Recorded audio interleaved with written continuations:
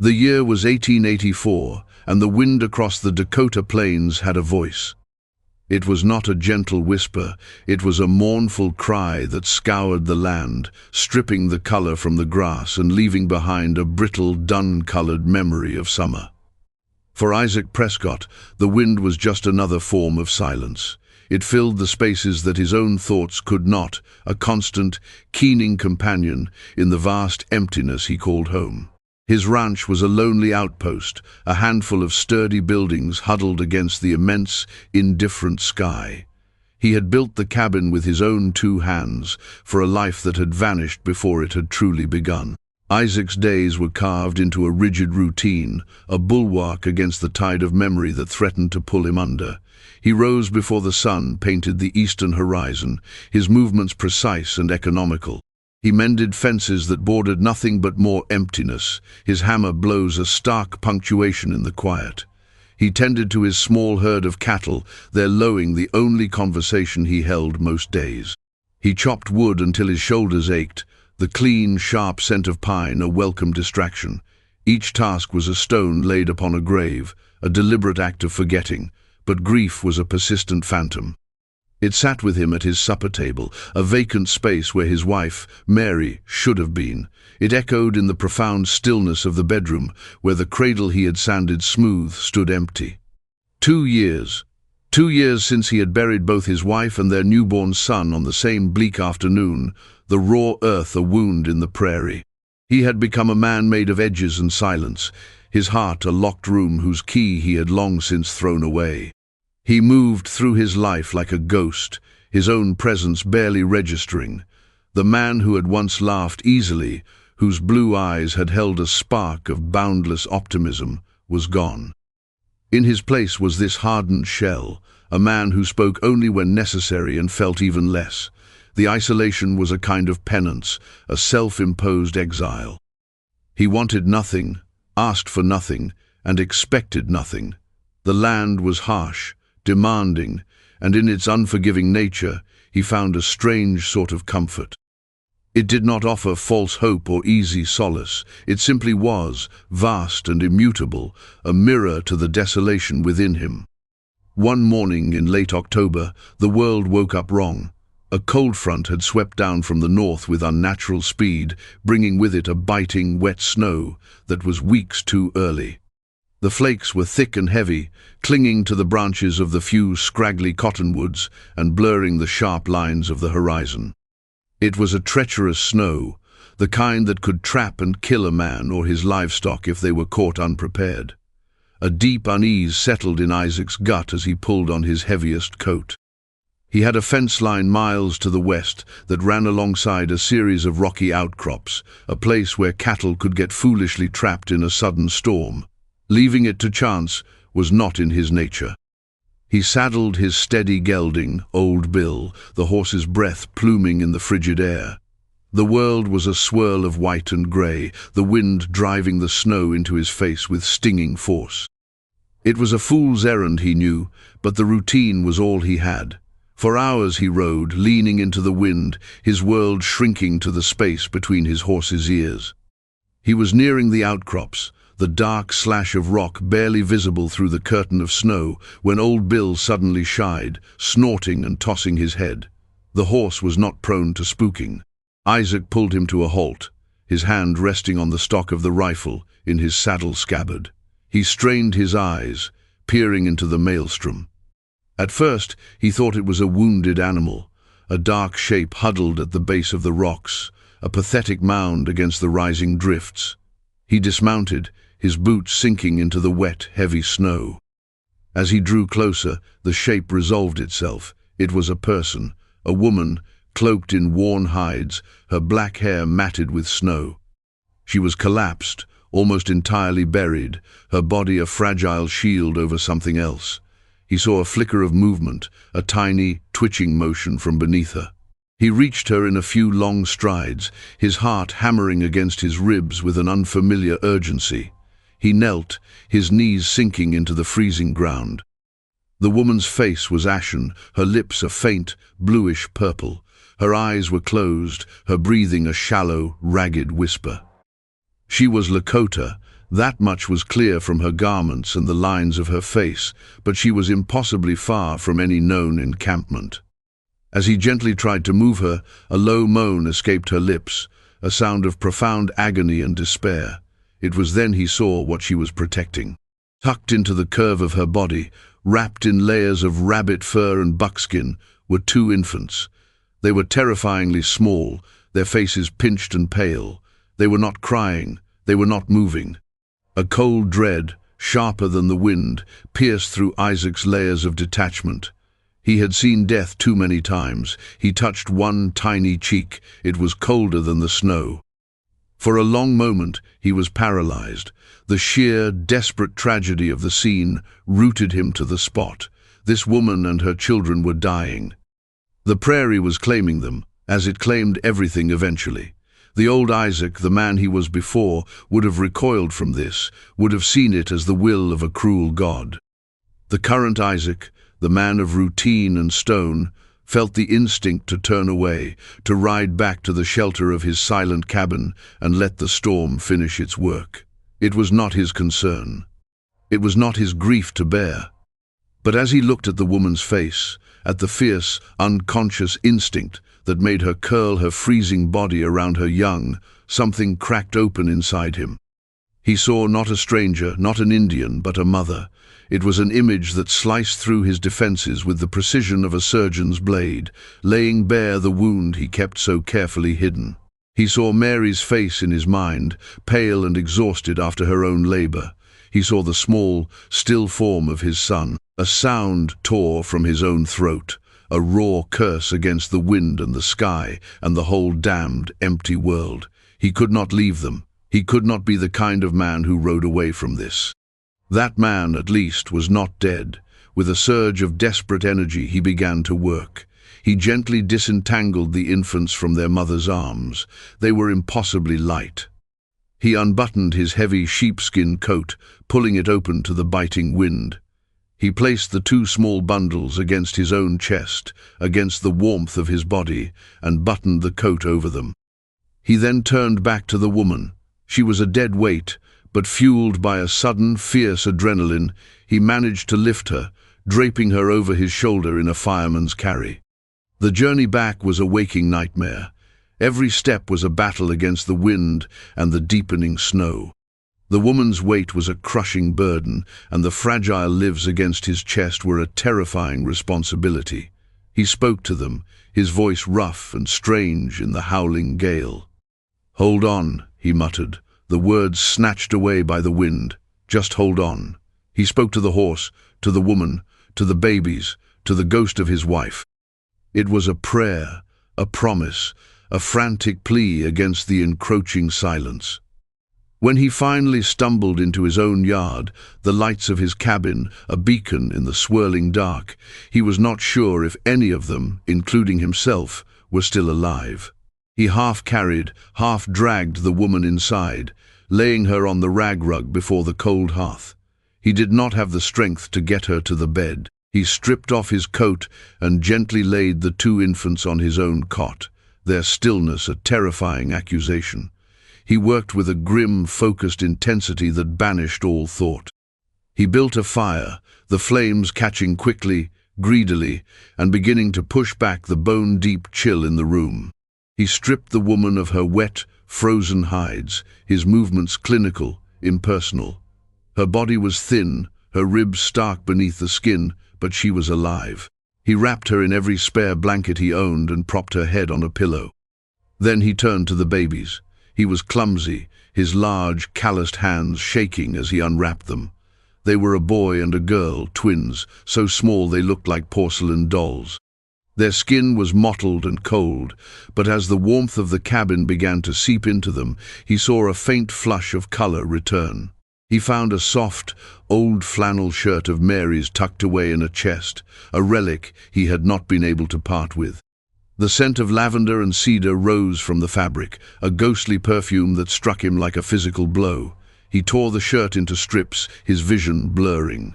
He used the soft cloth to gently, methodically, rub warmth back into their tiny limbs. He worked for what felt like hours, his world shrinking to this single desperate task.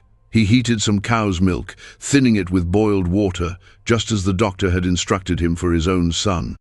He dipped a corner of a clean rag into the warm liquid and squeezed a few drops into the boy's mouth.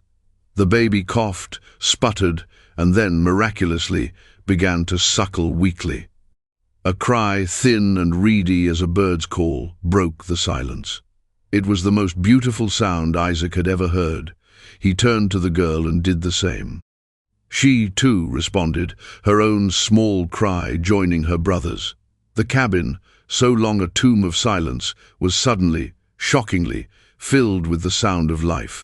Isaac sank back on his heels, a wave of exhaustion and relief so profound it almost buckled him.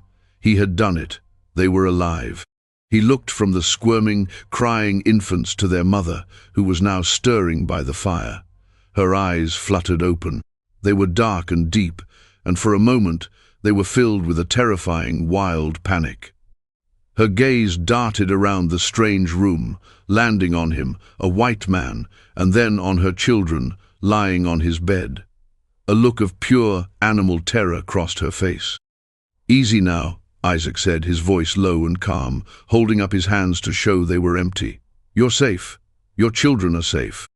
Her eyes narrowed. They were filled with a suspicion as deep and cold as the storm outside. She did not trust him. He did not expect her to. He just watched her, a silent guardian, as the fire crackled and the twins cried, and the world outside the cabin windows slowly vanished into a fury of white. In the flickering firelight, he got his first proper look at the infants. He gently wiped the boy's face with a damp corner of the cloth. The baby blinked, his little fists uncurling. And Isaac Prescott froze. Staring back at him, wide and impossibly clear in the small, wrinkled face, were two eyes the color of a summer sky. They were a startling, piercing blue, the exact shade of blue as his own. The exact shade of blue as his lost Mary's. The sight was so unexpected, so impossible, it felt like a punch to the gut. He looked from the boy to the girl. Her eyes, too, were the same brilliant, shocking blue. He stared at them, then at their dark-haired, dark-eyed mother lying by the fire, and 1,000 questions, none of which had an answer, crashed down upon him. The lonely cowboy who had found them saw his own blue eyes staring back, and the silence in his heart was shattered forever. The first days were a delicate, silent truce. The woman, whose name he did not know, recovered slowly. She was weakened by childbirth and starvation, and she spent most of her time sleeping by the hearth, a fitful, haunted sleep. When she was awake, she watched him. Her gaze was a tangible thing, a weight in the small cabin. It was a look of profound distrust, sharp and wary as a cornered wolf's. Isaac understood it. In her world, a man with his face was a threat, a harbinger of violence and loss. Kindness from such a man was more suspect than cruelty. He kept his distance, moving with a quiet purpose that he hoped was reassuring. His words were few and strictly functional. "There's broth on the stove," he'd say, leaving a bowl on a crate near her blankets. "The milk is warm for the babes." He never approached her directly unless necessary, never made a sudden move. He was the caretaker of the space, the provider of warmth and food, but she was the silent, watchful queen of her small territory by the fire. Caring for the twins consumed him. It was an awkward, fumbling process. His large, rough hands, so accustomed to the heft of an axe or the reins of a horse, struggled with the delicate task of swaddling and feeding. He felt like a clumsy giant tending to fragile sparrows. Yet, in this clumsiness, he found a strange sort of grace. The simple, overwhelming needs of the infants forced him out of the prison of his own mind. He could not dwell on his own loss when a tiny mouth was searching for sustenance, when a thin cry pierced the air demanding comfort. The blue eyes of the twins were a constant, unnerving miracle. Every time he looked at them, he felt a jolt, a painful echo of Mary. It was a ghost in his house, a memory made flesh. He found himself talking to them in low murmurs as he worked, the way he had once talked to the swell of Mary's belly. "There now, little man," he'd whisper to the boy. "Settle down, little miss," he'd coo at the girl. It was a conversation with the past, with the future he'd been denied, and it was slowly, imperceptibly, prying open the locked rooms of his heart. After 4 days, the woman finally sat up on her own. She was still weak, but a flicker of strength had returned to her dark eyes. She watched as Isaac clumsily tried to change one of the babies, who was wailing with indignation. Without a word, she pushed her blankets aside and rose unsteadily to her feet. She walked over to the cot, her movements stiff but resolute. She held out her hands. Isaac hesitated for a fraction of a second, then carefully handed the crying infant to her. The moment the baby was in her arms, he fell silent. She held him with an innate, effortless confidence that Isaac could only envy. Her hands, though thin, were sure and gentle. She murmured something to the child in her own language, a soft, flowing sound like water over stones. It was the first time he had heard her voice used for anything other than a moan of pain. From that moment, a subtle shift occurred. She took over the primary care of the children. It was her right, her purpose. A silent understanding passed between them. He would provide the food, the shelter, the wood for the fire. She would nurture. The cabin, which had been his solitary domain, now had 2 distinct spheres of influence. His was the world of iron and wood, of the outdoors. Hers was the world of warmth and flesh, of the hearth and the cradle he had moved near the fire. The silence between them began to change. It was no longer the heavy, suspicious silence of the first few days. It became a shared quiet, a space they inhabited together. They ate their meals at the small table, the sound of their utensils and the gurgling of the babies, the only noise. Isaac found himself watching her, the efficient grace of her movements, the fierce, protective love in her eyes, whenever she looked at her children. He saw a strength in her that humbled him, a resilience forged in a fire he could scarcely imagine. One evening, as the wind howled outside, rattling the window panes, one of the babies, the boy, began to cry with a feverish, distressed wail. His small body was hot to the touch, and his breathing was shallow. A familiar, cold fear seized Isaac. He saw his own son, his skin flushed with the fever that had ultimately taken him. The woman looked up at him, her face a mask of controlled panic. In that moment, they were not a white man and an Indian woman. They were 2 parents, terrified for their child. All night, they worked together. He kept the fire roaring, boiled water, and brought cool cloths. She held the baby, sponging his small body, murmuring her soft, constant lullabies. They moved around each other in a seamless, unspoken dance. They were a team, united against the specter of death that hovered in the room. Towards dawn, the fever broke. The boy's breathing eased, and he fell into a deep, healing sleep. The woman sagged with relief, her head bowed over her son. Isaac brought her a mug of hot, sweet coffee. She took it, her fingers brushing his. It was the first time they had touched. Her eyes met his over the rim of the mug, and for the first time, the suspicion was gone. In its place was a flicker of something else, gratitude, a shared understanding. "He is strong," Isaac said, his voice hoarse from lack of sleep. She nodded, her gaze returning to her son. After a long moment of silence, she spoke, her voice quiet but clear. "Winona." Isaac blinked. "I'm sorry?" "My name," she said, looking at him again. "It is Winona." It was an offering, a bridge across the chasm that had separated them. "Isaac," he replied, the name feeling strange on his own lips. "My name is Isaac." That night, something fundamental was settled between them. The next evening, as she nursed the little girl, she spoke again. Her English was hesitant, learned from traders and the reservation school she had attended as a child, but her meaning was clear. She told him why she had been out in the storm. She had been cast out by her people, the Lakota. To give birth to twins was rare, sometimes seen as a powerful blessing, but sometimes as a dangerous imbalance. To give birth to twins with the pale skin and sky-colored eyes of the white man was a curse, an undeniable sign of impurity, of a tainted spirit. My grandmother's mother, she explained, her voice low. She was taken in a raid, a white woman with hair like the sun. The old one said her blood was forgotten, but it was only sleeping.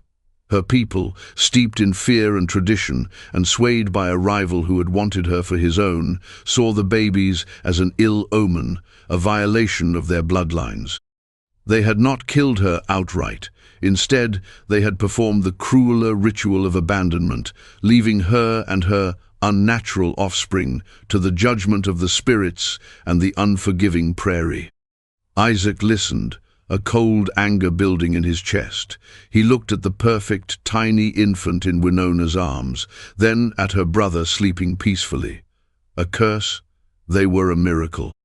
They were wrong, he said, his voice harder than he intended. Winona looked at him, her expression unreadable.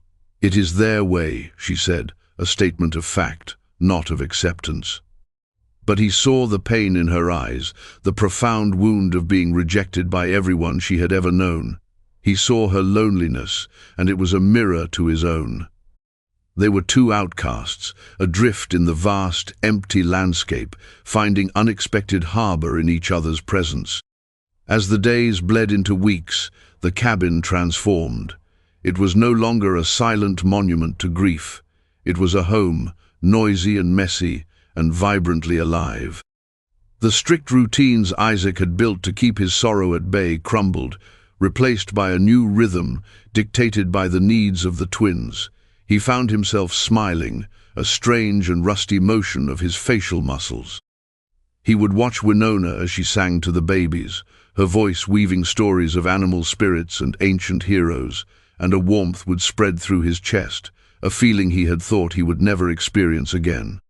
He began to talk to her, not just about practical matters, but about himself. He told her about the ranch, about his dream of building it into something that would last. He spoke of the land, of his respect for its power and beauty. He never spoke of Mary. The subject was a locked door deep inside him, and he was not yet ready to open it. But Winona did not press. She was a patient, perceptive listener, and he had the sense that she understood far more than he said. One afternoon, she was mending one of his shirts, her stitches small and neat. She held it up. "You are a good man, Isaac Prescott," she said simply. The words, so direct and unadorned, struck him with surprising force. He just grunted in response, embarrassed, and turned his attention back to oiling a piece of harness. But her words stayed with him. He had not thought of himself as a good man in a very long time. He was just a man who survived. But looking at the scene before him, the fire crackling, the babies sleeping, this quiet, strong woman mending his clothes, wondered if perhaps she was right. Perhaps, buried under all the grief and bitterness, the man he was supposed to be was still there. Perhaps this strange, unexpected family, born of a blizzard and an act of desperation, was not just saving him from loneliness, perhaps it was saving his soul. The deep winter locked them in its icy grip. Snow piled in great drifts against the cabin, and the world outside the windows became a landscape of stark white and shadow. The isolation was absolute. No one could get in, and they could not get out. For some, it would have been a prison. For Isaac and Winona, it became a sanctuary. The small, warm cabin was their entire world, a haven against the howling ferocity of the elements. Inside its walls, their fragile, unspoken bond deepened. They developed a comfortable domesticity, a partnership that flowed with the natural grace of water finding its course. He chopped the wood that kept them warm, she cooked the food that kept them strong. He would return from tending the livestock covered in snow to find the cabin filled with the scent of stew and the soft sounds of the babies. She would look up and offer a small, quiet smile, and it was enough to thaw the chill from his bones. She named the twins. The boy she called Chaitan, the Lakota word for falcon, for the fierce spirit she saw in him. The girl she named Wachiwi, meaning dancer, for the way her little legs would kick and move as if to some unheard music. Isaac found himself using the names, rolling the unfamiliar syllables on his tongue until they became as natural as his own. Chaitan and Wachiwi.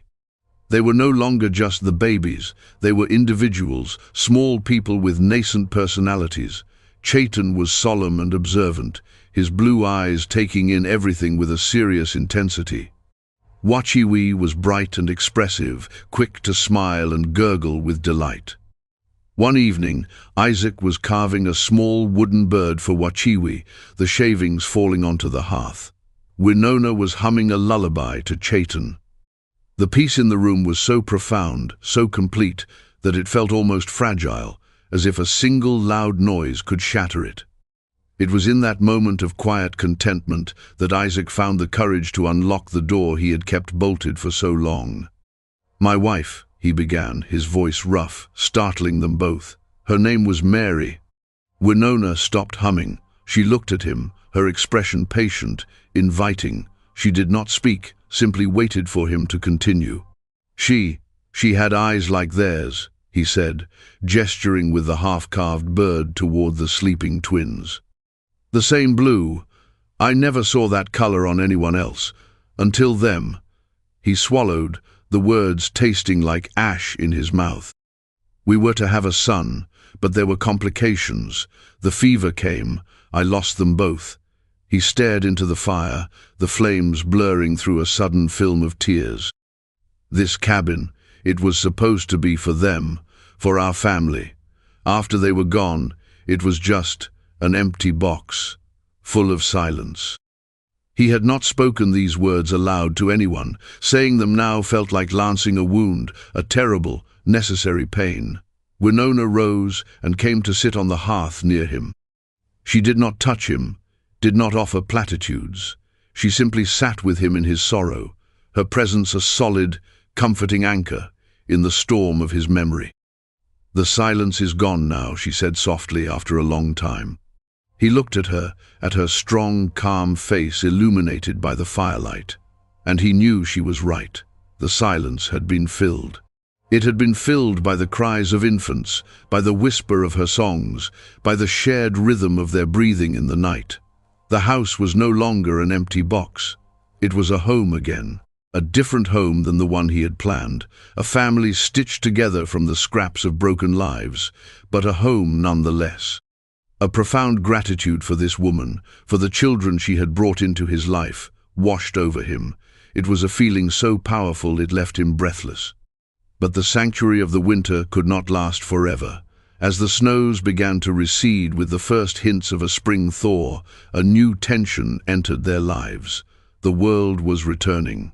Isaac knew that their isolation was a fragile shield. The nearest town, Redemption, was a full day's ride away, a place of hard-bitten men and suspicious gossips. How would they react to his new family? To a white rancher, living with an Indian woman and her two strange blue-eyed children, prejudice was a currency as common as dirt on the frontier. An even more immediate threat loomed, however, a threat from Winona's past. One afternoon, as she stood in the doorway, looking out at the melting snow, Isaac saw a shadow cross her face. "They will come," she said, her voice barely a whisper. "Who will come?" Isaac asked, though he already knew the answer. "My people, to see if the spirits have finished their work." Her eyes met his, and he saw fear in them for the first time since that first night. "There is a man, Kangi. He is a warrior. He wanted me for his wife. When I chose another, he was shamed. When my husband died of the coughing sickness, Kangi saw it as his chance, but I refused him again. The birth of my children, he used it. He stoked the people's fear. He said I had brought a curse upon our band. He will want to be sure the curse has been erased." Isaac's hand went instinctively to the Winchester rifle that rested on pegs above the mantelpiece. He was not a violent man, but the thought of anyone threatening Winona or the twins ignited a cold, protective fury in him. "This is your home now," he said, his voice low and steady. "This is their home. No one will harm you here." Her gaze softened with a gratitude that made his heart ache, but the fear remained. They were no longer just battling the elements. They were now set to face the judgment of men, and Isaac knew that could be a far colder and more brutal force than any winter storm. The fragile peace of their winter sanctuary was over. The world was coming for them. The confrontation came sooner than he expected. It was a grey, grim day in early March, the sky the color of lead, and the air still holding a deep chill. Isaac was splitting logs in the yard when he saw them, 4 riders cresting the low hill to the east. They were not cowboys or travelers. They were Lakota warriors, their figures stark and imposing against the dreary sky. They rode with a grim purpose, their horses moving at a steady, deliberate pace. Isaac's blood ran cold. He calmly set down his axe, his eyes never leaving the approaching riders. He wiped his hands on his trousers and walked into the cabin. Winona was by the window, her face pale. She was holding Wachiwi, clutching the baby to her chest as if to absorb her into her own body. "Stay inside, lock the door," Isaac commanded, his voice tight. He took the Winchester from its pegs, his movements fluid and practiced. He checked the action, feeling the familiar, reassuring weight of the rifle in his hands. "Isaac, no," Winona pleaded, her voice trembling. "Do not shed blood for us." "I won't start anything," he said, his eyes meeting hers. "But I will finish it if they try to harm you." He gave her a hard, quick look, a look that conveyed all the unspoken promises that had grown between them. Then he stepped outside, pulling the door shut behind him. He stood on the porch, the rifle held loosely at his side, not aimed, but ready.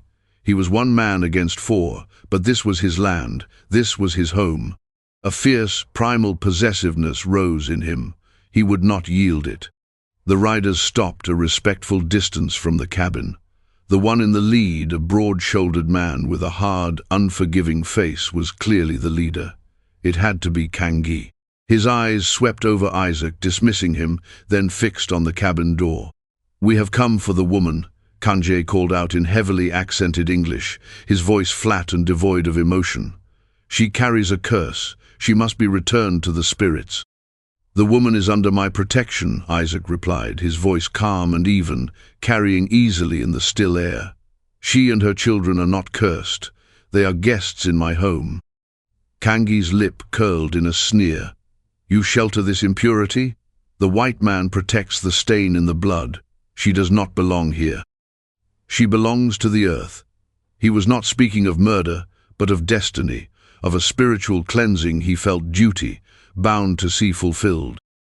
"The only impurity I see here is the hatred in your heart," Isaac said, his grip tightening on the rifle stock. "She was left to die. That is a coward's act, not a warrior's." A flicker of anger crossed Kangi's face. He exchanged a look with the men beside him. They were tense, their hands resting near their own weapons. The air crackled with unspoken violence. It was a standoff, a fragile moment that could shatter into bloodshed with a single wrong move. Just as the tension reached its breaking point, the cabin door creaked open. Winona stepped out onto the porch. She had wrapped Chaitan in his thickest furs and held him firmly in her arms. Her face was no longer pale with fear. It was set with a resolve that seemed carved from stone. She walked to the edge of the porch to stand beside Isaac, a silent, unshakable declaration of unity. "Kangi," she said, her voice clear and strong, speaking in her own tongue. It was a voice Isaac had never heard before, filled with a ringing authority that commanded attention. The warriors straightened, their focus shifting entirely to her. "I am not a curse," she declared, her eyes locking with Kangi's. "I am a mother. The spirits did not abandon me in the snow. They sent a protector. They did not judge my children. They sent a good man to give them shelter and warmth." She took a step forward, her gaze sweeping over the other men. "You speak of tradition, you speak of pure blood. But what tradition demands that a mother and her babies be left for the wolves? What purity is there in such cruelty? You followed a man blinded by his own pride. You allowed fear to make you weak." She lifted Chaitan slightly, so they could all see him. The baby, roused by the cold air, opened his eyes. Those brilliant, impossible blue eyes stared out from his swaddling, calm and unafraid. He looked directly at Kangi. "My children will live," Winona said, her voice dropping to a fierce, low intensity. They will live because their mother is strong. They will live because a man with a brave heart chose kindness over judgment. This is my home now. This is my family. My life is here. I renounce the law that would have killed me. I renounce the judgment of men who have forgotten what it means to be human. A profound silence fell over the yard. The wind whispered through the bare branches of the cottonwoods. Kangi stared at her, his hard face a mask of conflicting emotions. He saw before him not the shamed, cast-out woman he had condemned, but a leader, a matriarch defending her kin with a power greater than any weapon. He saw the healthy, blue-eyed child in her arms, a living refutation of his prophecy. He saw the white man standing beside her, not as a conqueror, but as a guardian, his rifle held ready, but his eyes fixed on Winona with an expression of pure, unadulterated respect. The foundation of his certainty, of his righteous anger, began to crumble. He had come expecting to find evidence of a curse fulfilled, perhaps a lonely man driven mad by ghosts. Instead, he found a family, strong and defiant. He had lost, not to the white man's gun, but to the woman's spirit. With a sharp, guttural sound of frustration and defeat, Kangi wrenched his horse's head around. He looked at Winona one last time, a look of grudging, bitter respect in his eyes. Then, without another word, he spurred his horse and rode away, his men following like shadows behind him. They disappeared over the hill, swallowed by the grey landscape, leaving only silence in their wake. The immediate threat was gone. Isaac slowly lowered the rifle, the tension draining out of him, leaving him feeling weak-kneed. He looked at Winona. She was trembling slightly, the aftermath of her immense courage, but her head was held high. She turned to him, her dark eyes shining with unshed tears. He reached out, not thinking, and placed his hand on her arm, over the fabric of her sleeve. It was a simple gesture of support, of awe. "Winona," he started, but he had no words for what he felt. She leaned into his touch for a fraction of a second, a silent acknowledgement of everything that had just passed between them.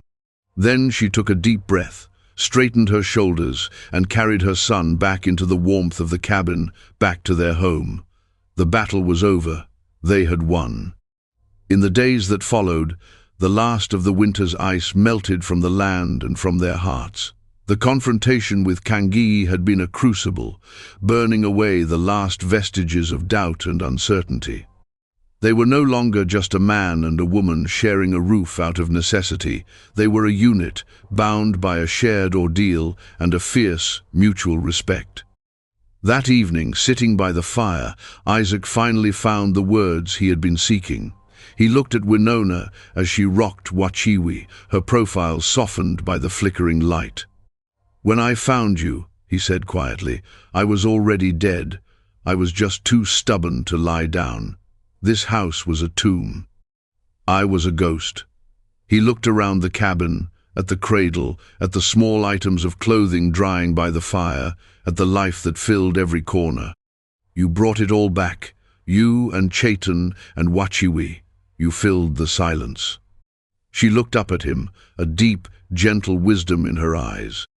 "And you, Isaac Prescott," she replied softly, "you gave us a world when ours had cast us out. We were all ghosts, I think, and we have brought each other back to life." Spring arrived in a rush of green. The prairie, so recently a desolate expanse of white, burst forth with new grass and wild flowers.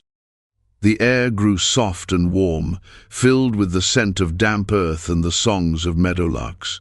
The transformation of the land was a reflection of the transformation within the walls of the small cabin.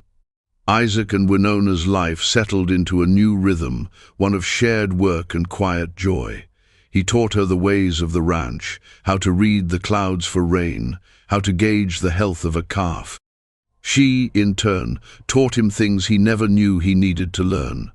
She taught him the names of the prairie plants in her language, which were good for medicine and which for dye. She taught him patience, showing him how to sit in stillness and simply observe the world around him. They were building a life together, piece by piece, a mosaic of two different worlds, creating a new, beautiful pattern.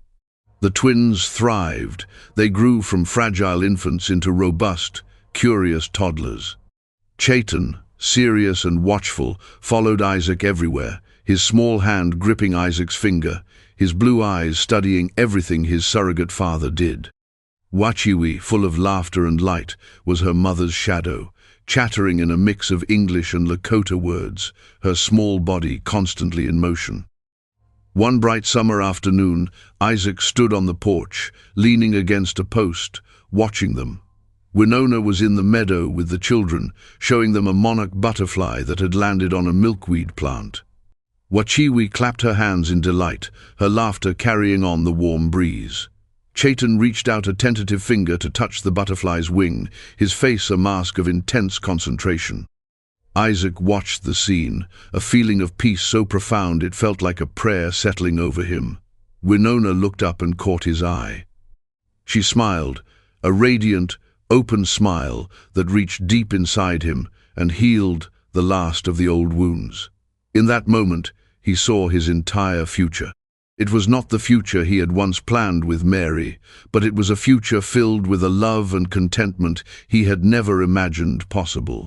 He looked at his children, he thought, the word feeling completely right in his heart, and saw their eyes. He no longer saw the ghost of his dead wife. He no longer saw a painful reminder of his own loss. He saw Chaitan's fierce loyalty. He saw Wachiwi's boundless joy. He saw the living, breathing evidence of resilience, of hope, and of the incredible, unexpected ways a life could be rebuilt. The lonely cowboy had found the woman and her twins in a snowstorm, and in saving them, he had finally found his way home. His own blue eyes, reflected in theirs, were no longer haunted by the past, but filled with the brilliant light of the present.